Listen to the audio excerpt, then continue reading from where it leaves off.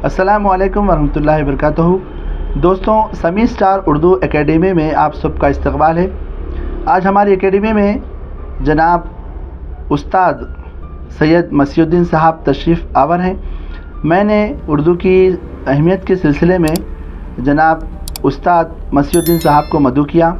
अल्हम्दुलिल्लाह उन्होंने मेरे एक ही कॉल पर मेरी एकेडमी में तशरीफ़ लाए हैं।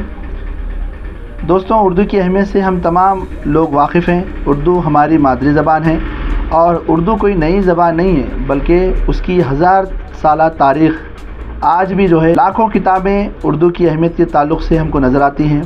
इस्लामिक लिटरेचर, तारीख़ के सिलसिले में और साइंस और टेक्नोलॉजी के सिलसिले में हम देखते हैं कि उर्दू में बहुत सा जो है आज भी मौजूद है। तो आज मैंने सैयद मसीहुद्दीन साहब को इसलिए मदऊ किया कि वो जो है एक आसान क़ायदा, आज के दौर के हिसाब से बेहतरीन एक क़ायदा उर्दू का तरतीब दे रहे हैं और इंशाल्लाह वो ख़ुद यहाँ पर उनके क़ायदे के सिलसिले में जो तरतीब दे रहे हैं कुछ बातें हम बोलेंगे और उर्दू की अहमियत के सिलसिले में भी बहुत सारी बातें आपके सामने रखेंगे। इसीलिए शायर ने खूब कहा, उर्दू है जिसका नाम हम ही जानते हैं दाग, सारे जहां में धूम हमारी ज़बान की है। तो मैं जनाब उस्ताद सैयद मसीहुद्दीन साहब से गुजारिश करता हूं कि वो जो क़ायदा उर्दू ज़बान का तरतीब दे रहे हैं और जो उर्दू की अहमियत आज माशरे में उस शिद्दत के साथ हमको महसूस होती है, उसके बारे में जो है कुछ अहम बातें बोले। सैयद मसीहुद्दीन साहब से गुजारिश है कि वो अपने क़ायदे का तारुफ़ हमारी समी स्टार उर्दू एकेडमी के ज़रिए से अवाम उन्नास तक पहुँचाए। अस्सलामु अलैकुम वरहमतुल्लाहि वबरकातुहू। अज़ीज़ ख़वातीन व हज़रात, आप सबका समी स्टार उर्दू एकेडमी में इस्तकबाल है। जैसा कि आप जानते हैं, उर्दू ज़ुबान की एक दरअसल तारीख़ रही है। ये ज़ुबान हिंदुस्तानी सक़ाफ़त का हिस्सा ही नहीं, बल्कि ये सैकड़ों सालों से हुकूमत की दफ्तरी ज़ुबान रही है। मगर आज़ादी के बाद इसकी दफ्तरी हैसियत ख़त्म कर दी गई। अगर किसी कौम को नुकसान पहुँचाना हो तो उसकी ज़ुबान पर ज़रब लगाई जाती है। गोया उर्दू बोलने वालों की सक़ाफ़त और मुख्तलिफ़ तरीक़ों से ज़रब लग चुकी है। ताकि उर्दू ज़ुबान किसी एक मख़सूस फ़िरक़े की ज़ुबान नहीं है, बल्कि ये हमारे मुल्क भारत की ही सक़ाफ़त का हिस्सा है, जिसके फ़रोग़ में सभी मज़ाहिब, हिंदू, मुस्लिम, सिख और ईसाई तबक़ों ने हिस्सा लिया है। आज भी बहुत बड़ी गैर मुस्लिम आबादी उर्दू बोलती है। नेज़ हिंदी बोलने वालों की बहुत बड़ी आबादी हिंदी में बहुत सारे उर्दू अल्फाज का इस्तेमाल करती है और आज के दौर में हिंदी बोलचाल उर्दू के बग़ैर नामुकम्मल है। कोई शक नहीं कि उर्दू अदीब, कलमकार और शुअरा ने उर्दू की तरक्की, तरवीज और बक़ा के लिए बेशबहा खिदमत अंजाम दिए हैं। बावजूद इसके वजूहात जो भी हों, हम देखते आ रहे हैं कि उर्दू ज़ुबान अरसे दराज से ज़वाल पजीरी का शिकार है।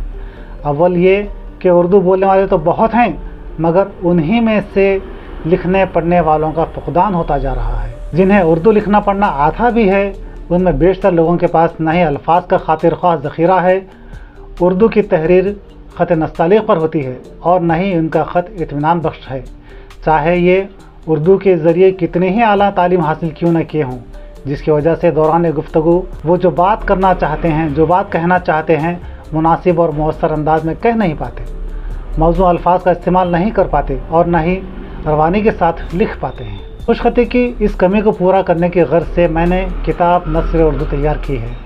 इसमें उर्दू हरूफ तहज्जी के हर हर्फ पर तवज्जो मरकूज़ करते हुए इनकी शक्ल को बग़ौर मुताला करवाया गया है, बारीकी से मुताला करवाया गया है।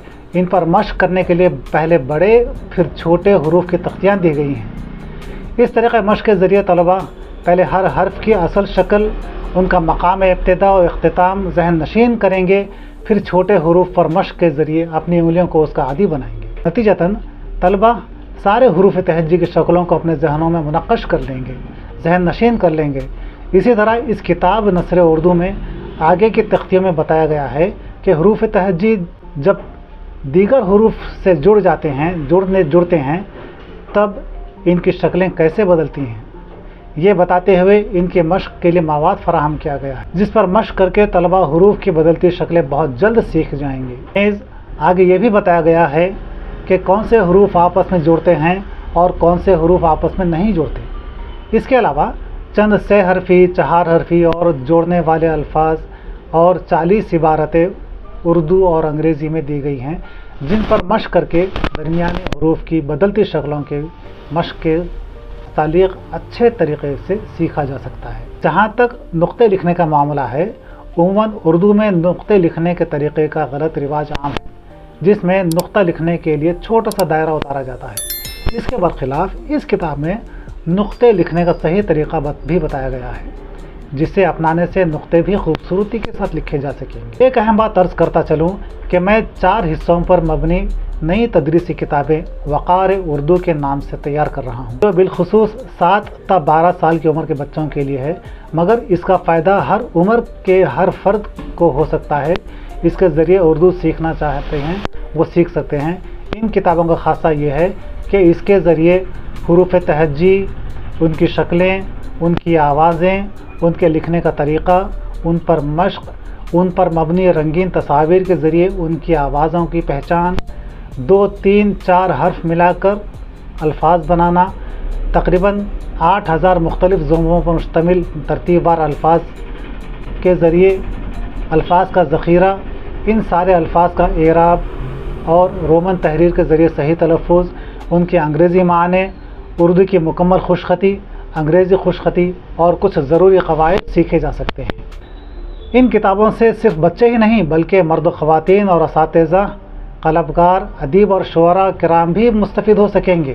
جیسے ہی ان کتابوں کا اجرا ہوگا، اسی چینل کے ذریعے انشاءاللہ آپ تک اطلاع پہنچا دی جائے گی۔ شہریان حیدرآباد کے لیے یہ اطلاع دیتے ہوئے مجھے بے حد مسرت ہو رہی ہے کہ آپ کی خدمت میں جناب مرزا سمیع اللہ بیگ صاحب، غازی ملت کالونی، مقابل پھول باغ، نزد چندرائن گٹا، ایک عرصے سے اردو زبان سکھانے کی تعلیم دیتے آ رہے ہیں، جس میں وہ اپنی بہترین اختراعی اور ماہرانہ انداز میں تعلیم کے ذریعے بچوں، مرد و خواتین کو اپنے معہد یعنی انسٹیٹیوٹ سمیع اسٹار اردو اکیڈمی میں اردو سکھا رہے ہیں۔ سمیع اللہ صاحب قابل مبارکباد ہیں کہ انہوں نے ہماری شاہی زبان اردو کے تحفظ، ترویج اور بقا کا بیڑا اٹھایا، اور دوسری مصروفیات کے باوجود اس راہ پر مضبوطی کے ساتھ گامزن ہیں۔ سمیع اللہ صاحب روزمرہ اردو کلاسز اور ویڈیوز کے ذریعے اردو کی خدمت کر رہے ہیں۔ یہ ویڈیوز آپ کو یوٹیوب پر سمیع اسٹار اردو اکیڈمی چینل پر دستیاب ہیں، آپ اس سے مستفید ہو سکتے ہیں۔ آپ حضرات اس چینل کے ذریعے مستفید ضرور ہوئیے۔ میرے لیے باعث مسرت بات ہے کہ الحمدللہ آپ موصوف نے میری کتاب نثر اردو کو قبول کیا، اپنے طلباء کے لیے تجویز کی، اور طلباء اس پر مشق شروع کر رہے ہیں۔